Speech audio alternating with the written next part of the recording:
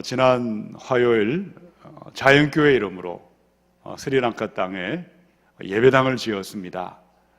제가 교회를 대표하여 참여해서 헌당 예배를 드리고 왔습니다. 헌당 예배를 드리는 날 약 100여 명의 지역의 주민들이 찾아왔습니다. 함께 기뻐하고 함께 축하하면서 우리 하나님께 영광을 돌려드렸습니다. 그 모습이 잊혀지지 않습니다. 참으로 감동적이고 참으로 아름다운 모습이었습니다. 그런데 진정 기쁘고 감사한 것은 이 교회를 봉헌했던 그 모습이 이 땅의 끝으로, 이 땅의 모습으로 끝나버리지 않았다는 사실입니다. 이 땅의 교회에서 저와 여러분이 행한 모든 것은 장차 하늘의 교회, 천상의 교회로 연결되어 있습니다. 교회는 언제나 두 개의 교회가 있음을 기억하셔야 하겠습니다. 첫 번째 교회는 바로 지금 우리가 앉아있는 이 눈에 보이는 지상의 가시적인 교회가 있습니다. 그러나 눈에 보이지 않는 천상의 교회가 있고 영원한 하늘의 교회가 있습니다. 우리 그리스도인들은 지상의 교회에 머물면서 하늘의 교회를 준비하고 있고 천상의 교회를 건축하고 있습니다. 지금 우리가 어떤 모습으로 하늘의 교회를, 영원한 교회를 준비하고 짓고 있는가? 어떤 사람은 지푸라기나 나무나 풀로 영원한 교회를 준비하는 사람이 있고, 또 어떤 사람은 금이나 은이나 아름다운 보석을 가지고 영원한 교회를 준비하는 사람들도 있습니다. 오늘은 고린도후서 13장에서 사도 바울의 꿈이 무엇인지 기록되어 있습니다. 여러분, 바울의 꿈이 무엇이었습니까?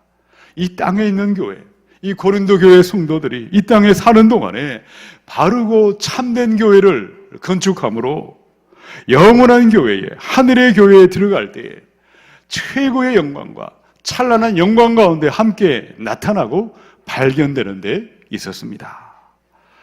이 시간 저와 여러분이 머물고 있는 이 교회 안에 함께하는 동안에 우리 주님의 교회를 아름답고 바르고 참되게 세워가셔서 장차 저와 여러분이 들어갈 영원한 하늘의 교회, 천상의 교회에 위대한 영광 중에 나타나셔야 하겠습니다. 이 땅의 교회에 머무시는 동안 바르고 참된 교회를 세워가셔서 위대한 영광 가운데 나타날 사람들은 어떤 사람들일까요? 우리 말씀을 함께 보겠습니다. 첫 번째 11절을 읽습니다. 시작. 마지막으로 말하노니 형제들아 기뻐하라. 온전하게 되며 위로를 받으며 마음을 같이 하며 평안할지어다. 또 사랑과 평강의 하나님이 너희와 함께 계시리라. 아멘. 여기까지만 읽겠습니다. 고린도후서는요, 이 사도 바울의 개인적인 감정과 개인적인 정서가 편지의 곳곳에 배어 있습니다. 가장 개인적인 서신이었습니다. 이 당시 고린도 교회가 두 부류의 사람이 있었습니다. 이 바울이 전하는 예수님의 복음을 기꺼이 듣고 순종하는 사람들이 있었습니다.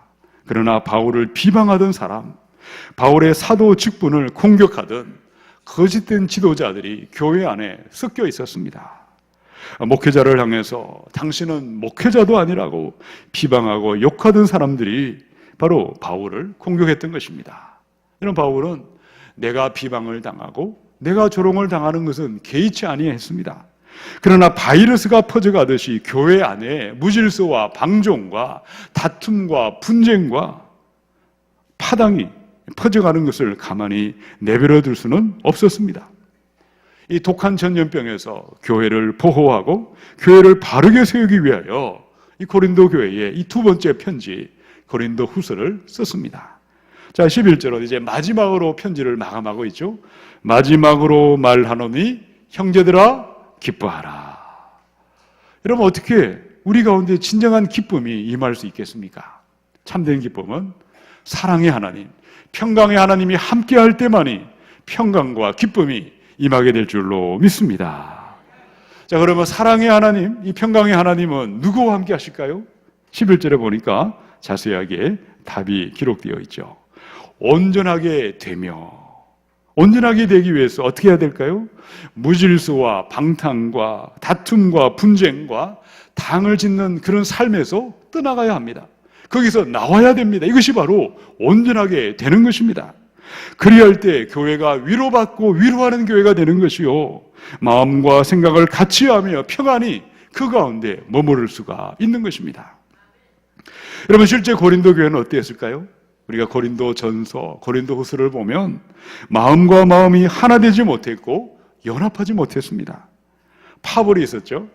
바울파, 베드로파, 아볼로파, 또 무슨 파가 있었습니까? 나는 아무 파다 그러면서 아니다 하면서 그리스도파라는 네 개의 파벌이 교회 안에 존재했습니다. 끼리끼리 편가르기가 너무나 심했습니다. 줄 세우기를 했고 네 편이냐 내 편이냐 다투고 싸우고 분쟁했습니다. 여러분, 그들은 예배를 드리지 않았을까요? 예배도 드렸고 성찬도 함께 했고 많은 것들을 같이 했습니다. 그런데 왜 사랑과 평강의 하나님이 그들과 함께하지 못했고 무질서와 방탕과 다툼과 분쟁이 교회를 혼잡하게 하며 평강은 사라지고 말았습니까? 이유가 무엇이었습니까? 고린도전서 12장 4절로 7절에 은사는 여러 가지나 성령은 같고 직분은 여러 가지나 주는 같으며 또 사역은 여러 가지나 모든 것을 모든 사람 가운데서 이루시는 하나님은 같으니 각 사람에게 성령을 나타내심은 유익하게 하려 하심이라. 그러면 성령을 따라 은사를 받았습니다. 성령을 따라 직분을 받았습니다. 성령을 따라 행하고 순종하는 사람들이라면 당연히 하나님의 영광을 구하고 교회를 유익하게 하고 성도들을 세우는 그 일에 같은 것을 생각하고 같은 것을 바라보게 되어 있습니다. 지극히 당연한 것이죠. 그런데 성령을 받은 그들의 모습은 어땠을까요? 성령을 자신의 욕망을 따라 자신의 이기심을 따라서 성령을 그들은 끌고 다녔습니다. 성령이 그들 가운데 있었지만 성령을 따라가지도 아니하고 순종하지도 아니하므로 예배하고 찬양하고 기도하고 영적인 거룩한 일을 어떻게 했습니까? 이기심과 탐욕과 자신의 욕망을 따라서 교회를 바라보고 목회자를 바라보았고 하나님을 바라보았기에 사랑의 하나님, 평강의 하나님이 함께하고 싶어도 함께할 수가 없었던 교회가 고린도 교회였습니다. 사랑하는 성도 여러분, 성령님을 따라서 같은 것을 생각하시고 같은 마음을 품어야 하겠습니다. 다툼의 영을, 분쟁의 영을 대적하시고 위로하는 교회, 위로받는 교회, 우리 주님의 건강하고 아름다운 교회를 함께 세워가야 할 줄로 믿습니다. 고린도후서 13장의 5절에 너희는 믿음 안에 있는가? 너희 자신을 시험하고 너희 자신을 확증하라. 예수 그리스도께서 너희 안에 계신 줄을 너희가 스스로 알지 못하느냐? 그렇지 않으면 너희는 버림받은 자니라. 여러분, 이거 누구에게 편지했을까요? 안 믿는 사람이 아닙니다. 교회 매주일 출석하는 사람들입니다. 교회 다니는 교인들에게 했던 편지였습니다. 고린도서 12장을 나중에 돌아가셔서 한번 읽어보시기 바랍니다. 이 고린도 교인들 중에 영적인 일들, 하나님의 일들을 어떻게 했을까요? 다툼과 시기와 분냄과 당을 짓는 것과 비방하고 수근수근거리고 거만함과 혼란함으로 행하던 사람들이 놀랍게도 교회 안에 있었다는 것입니다. 그들 중에 어떤 사람은 여전히 죄 가운데 먹고 마시며 더러움과 음란과 호색함을 떠나지 않고 회개하지 아니했습니다. 자, 그때 바울이 무엇이라고 강력하게 편지를 보냈습니까? 그렇지 아니하면, 회개하지 아니하면 너희는 버림받은 자들이니라. 육신대로 살고 성령을 생각하지 아니하면, 성령을 두려워하지 아니하고 성령을 따라 순종함이 없다면 너희는 반드시 죽을 것이요 저주와 심판으로 멸망할 것이라고 그들에게 경고하고 편지를 보냈습니다. 여러분, 지금도 이 땅에 많은 교회가 있습니다. 이 땅에 지상에 있는 교회들 안에 많은 사람들의 그들의 모습은 그 옛날 고린도 교회의 모습을 점점 닮아가고 있습니다. 많은 사람들은 영적인 일들, 거룩한 주님의 일을 두렵고 떨리는 마음으로 하려는 자세와 태도가 없습니다. 그럴 마음조차 먹지 않고 있습니다. 어떻게 교회를 바라보고 어떻게 영적인 일들을 감당하고 있습니까? 교회 안에 직분자를 세우고 일꾼을 세울 때 세상의 조직이나 세상의 기관과 다를 바가 없습니다. 오히려 세상보다 못하다면, 세상보다 바르지 못하다면 우리 교회가 어떻게 건강하고 아름다운 교회로 세워질 수가 있겠습니까? 언제나 성경으로 돌아가야 합니다. 언제나 초대교회로 돌아가야 하겠습니다. 이런 기독교회 2000년의 교회사를 한번 돌아보시기 바랍니다. 교회에 직분받은 자들의 원래 의미가 무엇이었습니까? 누가 먼저 순교하느냐? 누가 먼저 죽느냐? 바로 순교의 명부였습니다. 지금은 누구든지 원하면 교회에 와서 세례받고 교인이 될 수 있습니다. 그러나 초대교회는 함부로 교회에 올 수가 없었습니다. 세례 명부는 바로 죽는 순교의 명부였던 것입니다. 그 중에 누가 먼저 죽게 되어 있었습니까? 목사님부터, 장로님부터, 집사님들부터, 재직들부터 먼저 죽는 죽음의 순서가 바로 그들의 직분의 순서였습니다. 여러분, 지금도 마찬가지입니다. 여러분이 북한이나 중국이나 이슬람에 고통받는 우리 형제자매들을 한번 생각해 보시기 바랍니다. 그들은 목숨을 걸고 예수를 믿고 목숨을 걸고 바르고 참된 교회를 지키고 있습니다. 우리가 주님의 일을 할 때마다 어떻게 해야 되겠습니까? 사람을 세울 때 크고 작든 여러 결정과 선택을 할 때마다 나의 뜻이 있습니다. 나의 생각이 있습니다. 우리는 그것을 알고 있지만, 그러나 육신을 따라 행하지 아니하고 육신을 따라 택하지 아니하고 성령님이 무엇을 원하시고 성령님이 무엇을 기뻐하시나 성령을 따라 같은 것을 생각하고 같은 것을 바라보아야 하겠습니다. 그래야 할 때 위로받고 위로하는 교회가 세워지고 평강의 교회가 세워지는 줄로 믿습니다.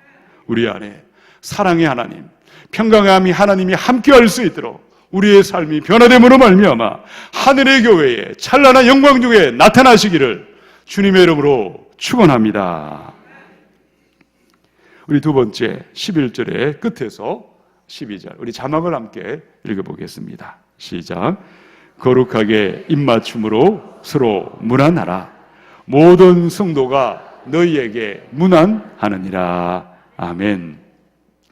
헬라 성경이나 표준 세번역, 또 공동 번역에는요 11절의 마지막 구절부터 이 12절을 함께 붙여 두었습니다. 같은 구절입니다. 그래서 함께 읽었습니다. 이 고린도 교회는 예수님의 이름으로 간판을 달고 십자가를 달고 있었습니다. 예수의 이름으로 예배를 드렸고 함께 모였지만 그들 안에 들어가서 한 달만 지내보면 무질서하고 방탕하고 다툼과 분쟁과 파벌이 있던 교회가, 인본주의 냄새가 가득했던 교회가 고린도 교회였습니다. 어떻게 이 교회가 바르고 참된 교회가 되고 거룩한 주님의 신부된 교회로 새로워질 수가 있겠습니까? 자, 바울의 이 두 번째 권면이 무엇이었습니까? 거룩하게 입맞춤으로 서로 문안하라. 나라마다 시대마다 서로 다른 인사하는 예법을 가지고 있습니다. 바울 당시에는 상대방의 뺨이나 어깨에 입을 맞추는 것이 일반적인 인사 예법이었습니다. 바울은 다투고 싸우고 분쟁하는 사람들이 더 이상 다투지 말고 더 이상 싸우지 말라. 교회 안에 서로가 서로를 대할 때마다 거룩하고 따스하게 환영하고 환대하라. 이를 권면하기 위해서 거룩한 입맞춤을 이야기했습니다. 이런 고린도 교회 안에 성도와 성도 간에 거룩한 입맞춤이 회복되어야 했습니다. 서로가 서로를 대할 때마다 진심으로 환영해야 하고 진심으로 환대하며 따스하게 인사하는 만남이 그들 가운데 회복되어야 했던 것입니다. 그것이 먼저 있어야 하고, 그리야 할 때 다른 교회 성도들이, 당시 바울과 함께 있었던 모든 성도들의 문안하는 인사가 그들에게 임할 수가 있었던 것입니다. 자, 그렇다면 오늘 우리의 모습은 어떠하십니까? 우리가 교회 안에서 누군가를 만나실 때에 진심으로 상대방을 환영하고 계시고 환대하고 계십니까? 따스한 마음으로 인사를 나누고 교제하고 사귐을 가지고 있습니까? 아니면 건성건성으로 인사하든지 얼굴을 알고 있음에도 인사할 마음도 없고 멀리 도망쳐 버리거나 불편한 마음, 미워하고 원망하는 마음으로 성도들을 대하거나 사람들을 대하고 있는 분들은 없으십니까? 마태복음의 6장의 12절, 13절이죠. 우리 오늘 주기도문을 찬양했는데 함께 읽어보십시다. 시작. 우리가 우리에게 죄 지은 자를 사하여 준 것 같이 우리 죄를 사하여 주시옵고 우리를 시험에 들게 하지 마시옵고 다만 악에서 구하시옵소서. 아멘. 우리가 주님 앞에 우리의 죄가 사함을 받고 이 죄 사함의 은혜가 임하는 비밀이 무엇입니까? 시험에 빠지지 아니하고 악에서 지켜주는 은혜가 누구에게 임하고 있습니까? 예수님을 기억하시기 바랍니다. 나 같은 죄인을 모질게 대하지 아니하셨습니다. 관용과 용서와 사랑과 자비와 따스함과 친절함으로 대해 주셨습니다. 여러분, 우리도 마찬가지여야 하겠습니다. 우리가 누구를 만나시든지 관용과 용서하는 마음, 사랑과 자비의 마음, 따스함과 친절함으로 상대방을 환영하시고 환대하고 문안할 때에 우리의 교회가 건강하고 아름다운 교회로 세워지게 될 줄로 믿습니다. 시편의 109편의 17절 18절입니다. 그가 저주하기를 좋아하더니 그것이 자기에게 임하고 축복하기를 기뻐하지 아니하더니 복이 그를 멀리 떠났으며 또 저주하기를 옷 입듯 하더니 저주가 물같이 그의 몸속으로 들어가며 기름같이 그의 뼛속으로 들어갔나이다. 이 시편 기자의 고백은 같이 있는 믿음의 공동체 안에서 그들을 향해서 이 고백을 선포했습니다. 교회는 본질상 관용과 용서의 공동체여야 했습니다. 그럼에도 불구하고 관용과 용서가 사라졌던 그들을 향해서 이 말을 선포했던 것입니다. 여러분, 십자가를 오늘도 우리가 바라보고 있습니다. 십자가는 관용과 용서를 소리치고 있습니다. 나의 죄가 용서받은 것을 진실로 감사하는 사람, 내 죄 사함받은 것을 진정으로 감사하는 사람은 누구든지 사람을 만나든지 저주하지 않습니다. 불편하게 대할 일도 없고 모질게 대하지 않습니다. 예수님은 십자가에 자신을 못 박은 원수들을 불쌍히 여기셨고 기도하셨습니다. 저주하기를 밥 먹듯이 아는 자, 상대방을 진심으로 환영하지 아니하고 환대하지도 아니하고 미워하고 원망하고 저주하는 자마다 모든 저주와 원망이 자신의 뼛속에 깊이 들어가게 되어 있다고 말씀하고 있습니다. 그러나 예수님께 받은 사랑과 관용과 용서와 그것을 잊어버리지 아니하고 주님이 나를 축복하신 것처럼 누구를 만나든 원수를 만날지라도 예수의 마음으로 관용하고 용서하고 상대방을 축복하는 사람들마다 그 모든 복이 자기 자신에게 돌아올 줄로 믿으시기 바랍니다. 우리가 오랫동안 같은 교회 안에 있으면 서로 불편한 일들이 있을 수 있습니다. 용서하지 못할 과거도 있을 수 있습니다. 그러나 지난 과거에 매여서 내가 나를 저주하고 있는 삶에서 떠나야 하겠습니다. 끊어버려야 하겠습니다. 이제는 예수 그리스도의 관용과 용서로 과거의 모든 굴레를 끊어버리시고 저주를 끊어버려야 하겠습니다. 아직도 용서하지 못하는 사람이 있다면 우리 하나님 앞에 기도하시기 바랍니다. 내가 그 사람을 용서할 수 있도록 기도할 때 성령님이 도와주셔서 사람을 누구를 만나든 환대하고 환영하고 따스하게 문안하는 바른 믿음의 사람으로 세워갈 줄로 믿습니다.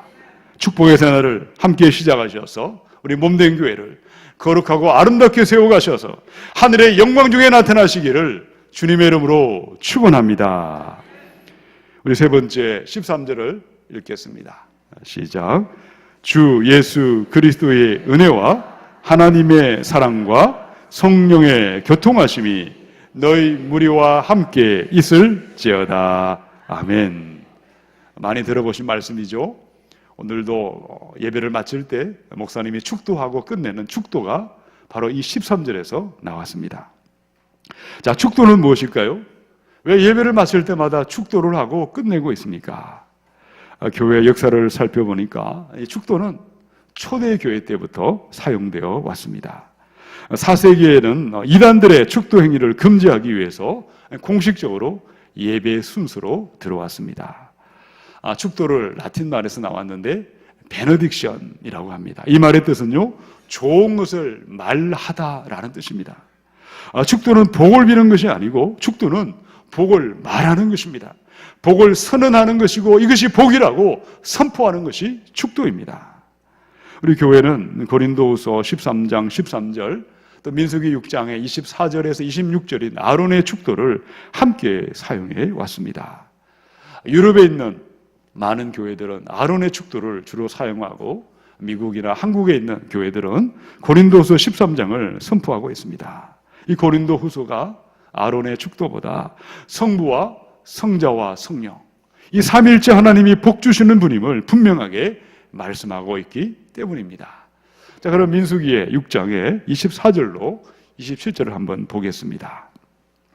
여호와는 내게 복을 주시고 너를 지키시기를 원하며 여호와는 그의 얼굴을 내게 비추사 은혜 베푸시기를 원하며 여호와는 그의 얼굴을 내게로 향하여 드사 평강 주시기를 원하노라 할지니라 하라.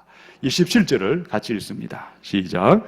그들은 이같이 내 이름으로 이스라엘 자손에게 축복할지니 내가 그들에게 복을 주리라. 아멘. 우리 하나님이 어떤 분이십니까? 내가 그들에게 복을 주리라. 우리 하나님은 복을 주시는 하나님이십니다. 그럼 복이 무엇입니까?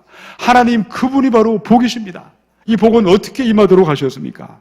하나님이 제사장들을 통하여 하나님이 복이다, 하나님만이 나를 지켜주시고 하나님만이 은혜와 평강을 베풀어 주시는 분임을 선포하게 하셨습니다.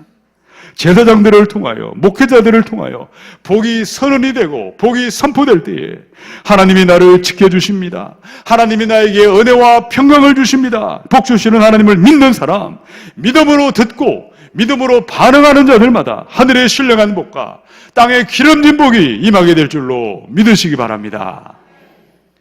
신명기 28장의 12절에 여호와께서 너를 위하여 하늘의 아름다운 보고를 여시사 내 땅에 때를 따라 비를 내리시고 내 손으로 하는 모든 일에 복을 내리리라. 하나님은 저와 여러분을 지켜주십니다. 은혜와 평강의 복을 물붓듯이 부어주십니다. 오늘도 우리가 예배를 마칠 때 축도를 듣게 되어 있습니다. 축도는 이 목회자의 설교를 한마디로 요약하고 핵심만을 선포하는 것입니다. 성경을, 말씀을 통해서 예수님의 은혜가 있어야 하고 하나님의 사랑이 있어야 하고 성령님의 교통하심인 코이노니아가 있을 때에 성도와 성도가 진실로 연합하고 하나 될 수 있습니다.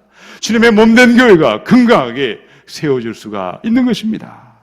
그 사실을 믿고 복 주시는 성도와 성자와 성령, 이 삼일째 하나님 앞에 축도를 들으실 때 그 하나님 믿음으로 살겠습니다. 거룩하고 경건하게 여호와를 경외하며 살겠습니다.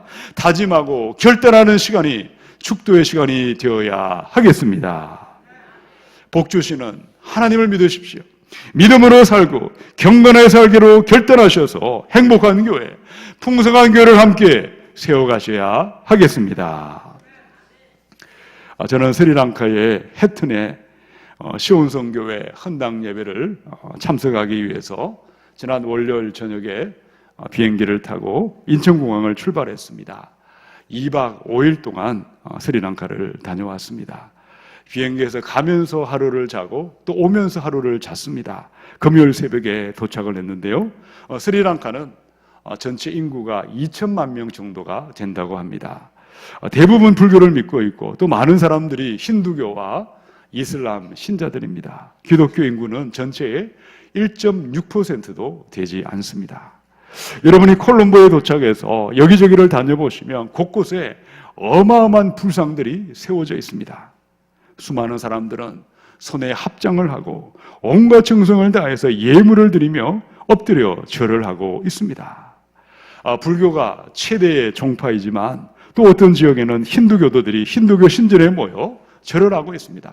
또 제가 잠을 잤던 그곳에는 이슬람 사원이 있어서 밤에 잠을 잘 수 없도록 밤새도록 아잔 소리가 귀에서 떠나지 않았습니다. 자, 그런데 가장 놀라운 것은 무엇입니까? 우상을 섬기는 나라에 참신이 아니고 사람이 만든 세상의 신을 섬기는 그들의 예비하는 모습이, 그들이 절하고 기도하는 모습이 너무도 대단하고 너무도 철저해서 참신을 믿고 바른 하나님을 믿는 우리 그리스도인들을 부끄럽게 만들고 있다는 것입니다. 우리가 주변에서 우상의 신을 섬기는 사람, 귀신의 영을 섬기고 있는 사람들을 만날 수 있습니다. 여러분, 점치는 사람들이 점쟁이에게 갖다 바치는 돈이 얼마일까요? 구다른 사람들이 무당들에게 갖다 바치는 돈이 얼마인지 제가 듣고 깜짝 놀랐습니다. 어마어마하게 많은 돈을 바치며 귀신을 섬기며 우상을 숨기고 있습니다. 예전에 인도를 가서 시바 신전을 찾아갔습니다. 수많은 사람들이 저 멀리서 땅바닥을 기어서 앞으로 갑니다. 벌벌벌벌 떨면서 두려움에 사로잡혀 온갖 재물을 바치며 엎드려 절하고 두려움에 사로잡혀 거짓된 신을 숨기고 있습니다. 자, 그런데 무엇이 문제입니까? 예수 그리스도의 그 은혜, 나처럼 부족하고 나처럼 연약한 자를 대신하여 죽임나간 예수님의 은혜를 진실로 감사하고 진실로 보답하는 사람을 만나기가 희귀하게 되었습니다. 많은 사람들이 그 아들을 십자가에 내어주신 하나님의 사랑을 당연하게 생각합니다. 십자가를 바라봐도 아무런 감동이 없습니다. 성도들을 온전하게 하며 교회를 교회되게 하는 성령님을 구하지도 않고 찾지도 않고 갈망하지도 않고 별로 원하고 있지도 않는 것 같습니다. 시편의 31편 19절입니다. 주를 두려워하는 자를 위하여 쌓아두신 은혜, 쌓아두신 이 은혜, 곧 주께 피하는 자를 위하여 인생 앞에 베푸신 은혜가 어찌 그리 큰지요. 하나님은 너무나 좋으신 하나님이십니다. 우상의 신들처럼 저와 여러분을 협박하게 하거나 우리를 두렵게 하거나 우리를 부려먹지 않으십니다. 우리를 지켜보시고 우리에게 은혜와 평강을 베풀어 주시고 죄 가운데 있지만 여전히 기다려주시고 오래오래 참아주시는 인격적이신 하나님, 참 좋으신 하나님이 성부와 성자와 성령 삼위일체 하나님인 줄로 믿습니다. 자, 그런데 여러분, 우리 그 좋으신 하나님을 어떻게 대접하시고 어떻게 예배하고 어떻게 대하고 계십니까? 우상을 섬기는 사람들이 그들의 신들을 섬기는 것보다 부족하게 섬기거나 모자라게 하나님을 대하고 있지는 않으십니까? 함부로 하나님을 대하는 사람, 무례하게 하나님을 대하는 사람, 어쩌면 발에 있는 먼지보다 하찮은 존재로 하나님을 생각하는 그런 사람은 없는지 우리를 돌아봐야 하겠습니다. 참 좋으신 하나님, 은혜와 평강과 사랑의 하나님 진실로 믿고 하나님께 나아갈 때마다 복 주시는 하나님을 믿음으로, 바른 믿음을 결단하고 경외하는 믿음을 결단함으로 말미암아 복의 복이 넘쳐나시고 우리 주님의 교회를 건강하고 아름답게 세워가시기를 주님의 이름으로 축원합니다. 잠언의 8장의 17절, 18절을 함께 읽고 말씀을 마치겠습니다. 같이 읽습니다. 시작. 나를 사랑하는 자들이 나의 사랑을 입으며 나를 간절히 찾는 자가 나를 만날 것이니라. 부귀가 내게 있고 장구한 재물과 공의도 그러하니라. 아멘. 하나님이신 예수님을 진실로 사랑하십시다. 하나님을 사랑하는 사람은 언제나 마음과 생각을 같이하여 성령을 따라 연합하고 하나 되게 되어 있습니다. 하나님을 사랑하는 사람은 관용과 용서의 그 사랑을 받았기에 누구를 만나든 관용하며 용서하며 자비를 베풀게 되어 있습니다. 하나님을 사랑하는 사람은 하나님께 나아갈 때마다 믿음으로 여호와를 경외하며 엎드리며 하나님을 높이며 예배하게 되어 있는 것입니다.